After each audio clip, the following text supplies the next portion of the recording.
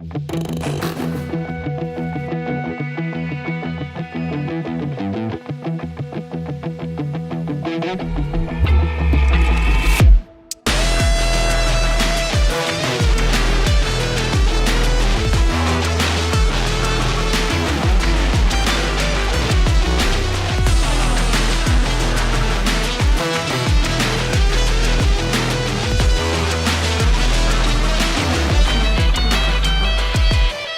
we're back. Abel from Old and New Money Podcast. We got the newly crowned champ, Antonio VAZQUEZ, fighting out of one of my favorite fighters that are out there because I've been watching MMA for decades. Yes, sir. Who is your main coach? I'm a fan of his coach. Who's your main coach?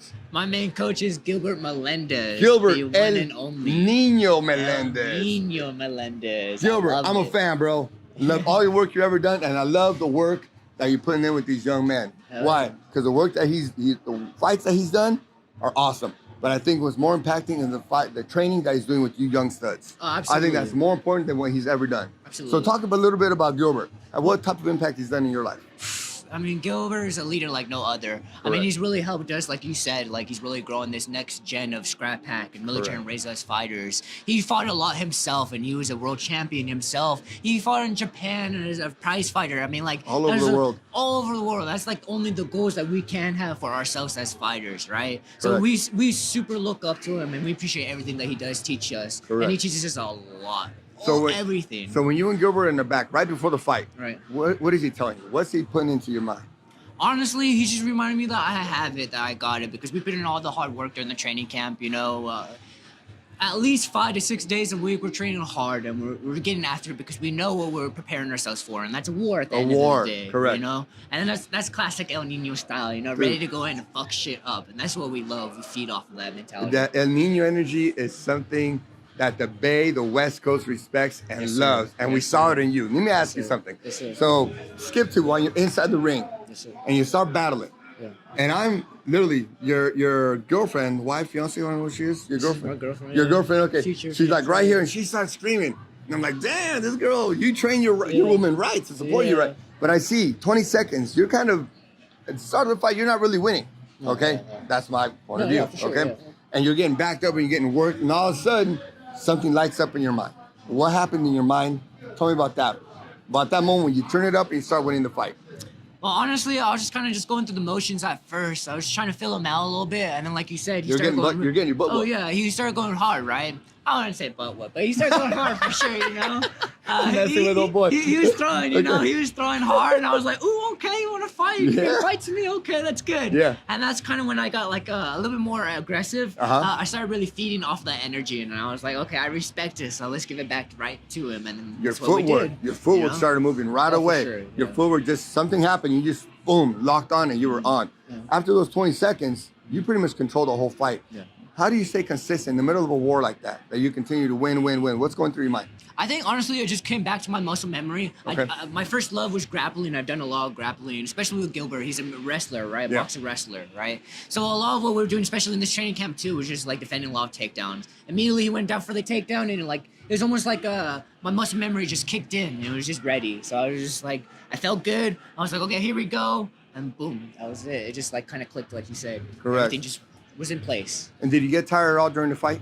Not really. Like, I hurt my hand a little bit, but that's about it. I was really trying to finish him. But he had heart. I give it to him. He didn't want to go down. I respect it. But I had to finish him still either way. He got past the first round, so I'm a little bit upset about. I didn't want him to go past the first round like the rest of my fights. But it was a good finish in the second. I'll give him Talk that. about that finish in the second round. Talk about that. Well, how did you set it up, or when did you see it? I mean, I saw it right when you got in that position. I said, it's over. It's over. Talk about that.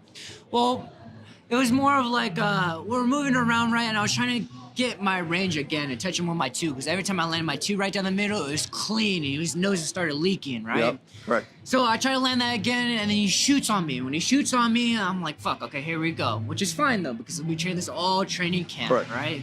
So he shoots on me, I start working my defense. I think he might take me down for a split second. I'm like, oh, shit, here we go, right? Then your hips kicked in. And then I switch my hips, right? And then I started going for my own switch. I take him down instead, right? He gives me his back. He starts trying to climb up. He gave it to you, you you took it. I grabbed it. You Yeah. took his I shit. grabbed his shit, and then like same thing. I just grabbed his neck. I started hitting him with a few punches, just slipped the choke in, and then boom. That was about it. that final choke though. Talk about that because a lot of people get so anxious and so quick on the trigger and they give up on it.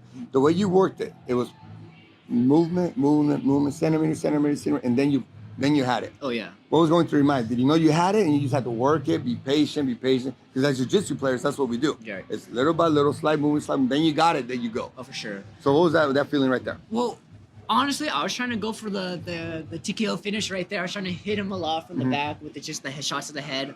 But he started coming up. I didn't see that. I said, nah, he's Okay. got the choke. Yeah. I said, I see the choke going. And for sure. And one of my favorite setups, one of my favorite fights is Diaz versus McGregor, right? He starts hitting him from the Correct. back and then boom, just slips in the choke. Slips it in. And that's exactly what I was trying to do. Just trying to slip it in, like you said, and then become a jiu-jitsu player and just slowly just tighten in and inch my hips forward, roll my shoulders back, and just tighten it all up. I'll tell you why I saw it, because I've seen that guy fight before. Yeah. And he is tough. Yeah. The guy that you beat is a tough guy. Oh, he's He tough. fights at AKA, right? Yeah.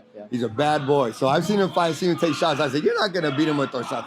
I don't care how hard it hit. And I can see you got some movement on your hands. Yes, sir. But as soon as he started loosening up, I saw that neck pop. I said, there it is. Yes, sir. That's he's going to go for the neck. And it was a brilliant move on your part. Yes, sir. So after you choked him out, he tapped. Yes, What sir. was the feeling? What goes through your body at that time?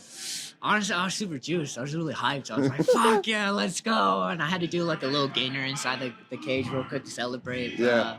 I was really just happy. Like I said, I respect him for fighting for so long like he did, but I had to get him out of there. There's no way I was going to go to decision. I could never do that. So. Correct. No, we like to have you on our podcast. Sit down, let the world know who you are. I see a professional making a superstar. Phenomenal fighter. If you guys saw what I saw, you gotta see a man that's gonna be a champion in the future. Hey, now, thank you. give these guys that have never been in the gym, never been in the boxing gym, never been in the grappling. What would you recommend these men that have never been in any type of martial arts, no type of training? What do you tell them?